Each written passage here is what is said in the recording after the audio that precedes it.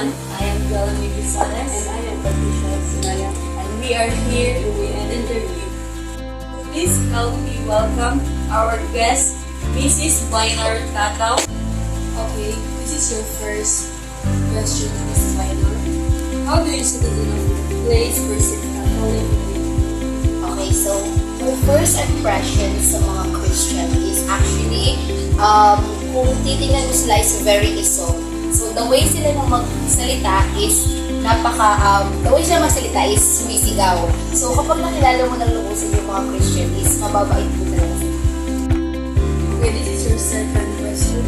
How do you think that Catholic perceive people on your place?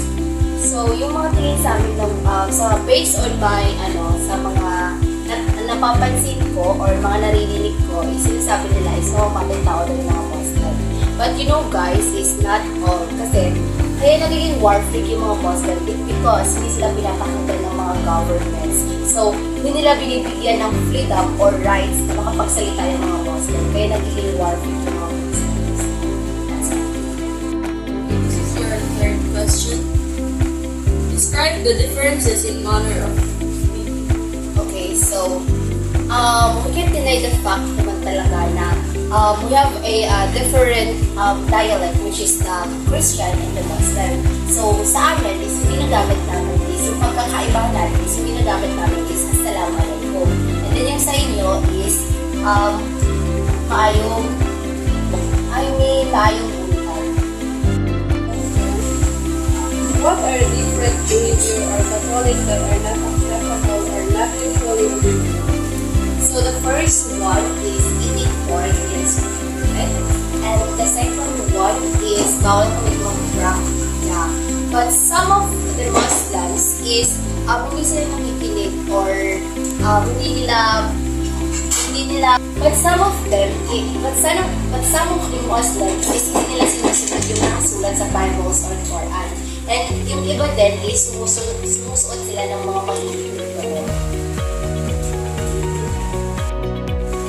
So the sixth one, what are the similarities of Catholic with your fellow Muslim in terms of behavior?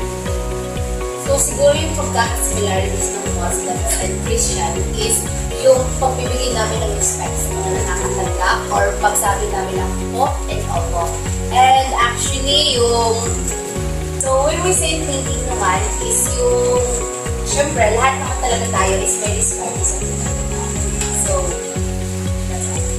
Second question, what was your most difficult adjustment communicating with Catholic faith? So actually it's very difficult po talaga. So naging adjustable person po ako nung nakilala po ako dito sa Zimbabwe because nahirapan po akong i-approach yung mga Christian kasi magkaiba po kami ng dialect because yung pagsasalita nila is Bisaya and ako po is a Muslim. So nahirapan po ako makipag-communicate sa kanila. Okay, this is your last question, Ms. Minor. Have you ever experienced difficulty in transacting or communicating Bisaya with Muslim? Yes po, sobrang mahirap po talaga kasi as a Muslim is nahihirapan po ako makipag-communicate sa mga Christian because ako po is hindi po ako nakakaintindi ng Bisaya. So, para mabilis kami makapag-communicate is kailangan ko gumamit ng Tagalog. So, thank you, Ms. Minor, for your time. Thank you so much.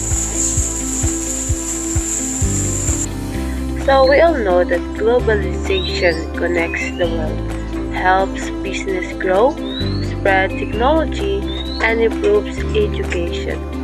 It also makes English common, mix language, and change how people communicate.